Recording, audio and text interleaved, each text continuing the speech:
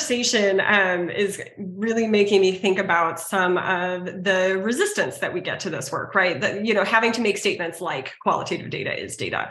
And that a lot of times when the data that folks are seeing doesn't align with what their personal experience at an organization or in a particular environment has been, that can be really tough. And there are, and we see resistance in that way. We also, with the quantitative side, we also see resistance in terms of like, oh, well, that one's an outlier. That's just a little data point, the kind of like, well, it's got to be like a really big number for me to pay attention to it, kind of a bias. And Angela, I would love for you to talk a little bit about kind of those smaller data points, those outliers, and why we pay attention to them.